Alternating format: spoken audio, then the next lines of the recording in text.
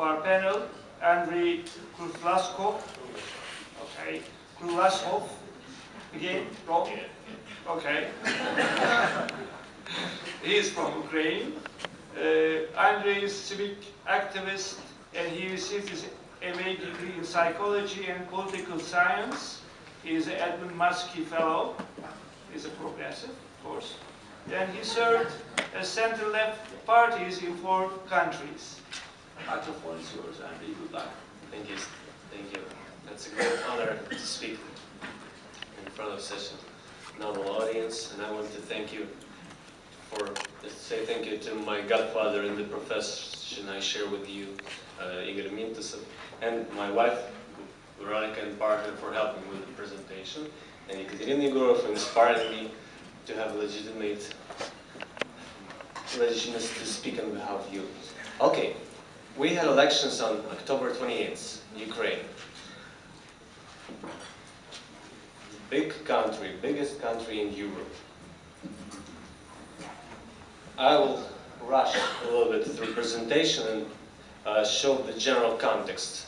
And you know, in 2010, Yanukovych defeated Yulia Tymoshenko in presidential elections and pretty soon imprisoned her.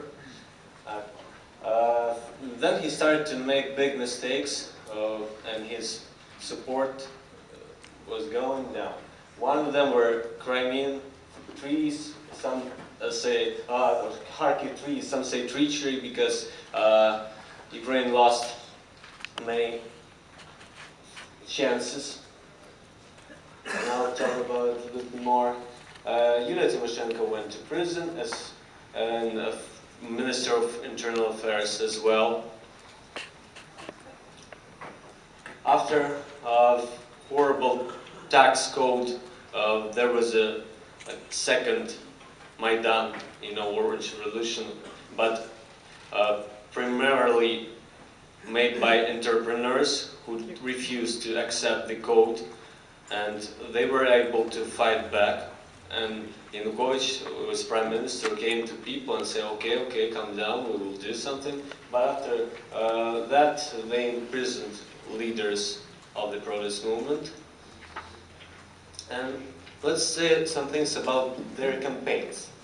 But before that, about institutional factors.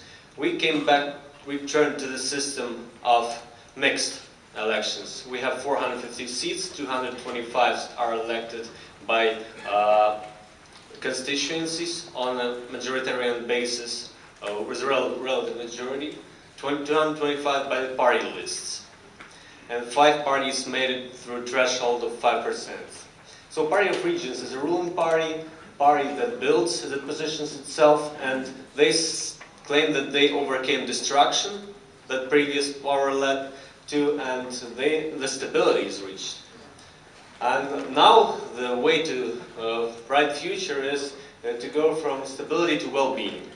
But the ways towards well-being are perceived differently, and mostly candidates from Party of Regions were using social bribery, just giving products, address marketing, from door knocking with some gifts to voters. Some candidates spent more than $100 per one person only on gifts.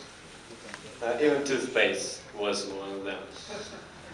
So key players, beside Party of Regions that wanted to be a monopolist, were Batkivshchina, or Fatherland, Udar, it's hit, it's translated as a punch in Ukrainian, and it's headed by boxer Vitaly Klitschko.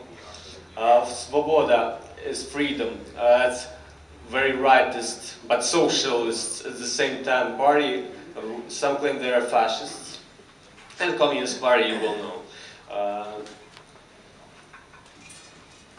The good move by opposition was to unite. There were 2 big parties, Front of Change and Fatherland, and they decided to unite. The leader of Front of Change is here, and that's Yulia Tymoshenko. She was in prison then, but as a symbol, she was used throughout the whole campaign, and pretty efficiently.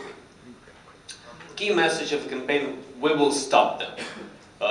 opposition wanted to say we are the only alternative to the Party of Regions, and we can stop this machine. They all played in frames of black and white, evil, good rhetoric. Thus you see how Mykola, this guy with shield, fights Petro Yurchyshin. By the way, this guy made so many good things to the people. He built a road, but when people decided not to elect him, he called workers and they just destroyed all of them. With Vitaly Klitschko was hit hard, really. He got 14% and could have gotten more. They decided to slow down the campaign. For what reasons, I'm not sure. His first key message was force of decent people, honest, decent people. And UDAR is like Ukrainian Democratic Alliance for Reforms. That's the way they moved the campaign. They actually got 225 candidates from UDAR who were driven by the passion of Klitschko. People love him, and they were delivering messages through their majoritarian campaigns. Second message was politics can be plain or frank by Vitaly Klitschko. And last, and one of the key, I think, for Ukraine, because we are in the reputation pitfall, that he is able to prove that Ukraine is trustworthy. Targeting was great. You see the pictures in forest. That's how his candidates tried hard to win. And here we go. That's a star of this campaign, Oleg Leshko. He is radical. He is non-traditional, sexual-oriented guy, but he is very beloved by old elderly people. And you see, this became a symbol of protest somehow, and he actually made it through elections, and it would be different to have him in parliament. And interesting. Gang get out, gang in prison, calling gang the current power. And now we'll talk about svoboda, freedom, a little bit. Those who are going to be Nazis and those who position themselves as social nationalists. You see, the message here is the hand won't shake to change everything. And then it was built up to change everything on behalf of Ukrainians, in favor of Ukrainians. All was built on national idea and national interest, which really had some ground, because Party of Regions decided to play on a language issue, which was very painful, and decided to make a Russian second state language, and many Ukrainians refused it. And they thought, and one of the main keys of success, because only 5% or 6% actually support Svoboda, but because of threshold, that's a great example of strategic voting. People wanted them just to overcome the threshold, and one of the great people of Ukraine, Lev Kolokyenko, he spent almost 30 years in concentration camps. He was his message. Batkivshchina and UDAR are making it anyway, so vote Svoboda. And people did it. And now we have 3 big opposition parties.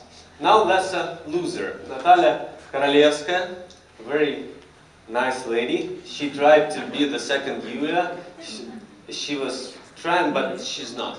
And people didn't vote like she expected. Because her campaign went all over. She knew she had good research, she had good support, but she decided to go all over.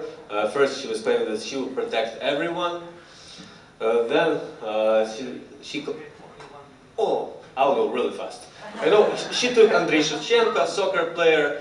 She couldn't get enough. She took an actor, a very famous actor in his team, but no professional politicians. And she failed. Viktor Yushchenko, former president, got 1%, and he was happy about it with his party. That's a funny campaign message. This dude thought he was fighting for a language.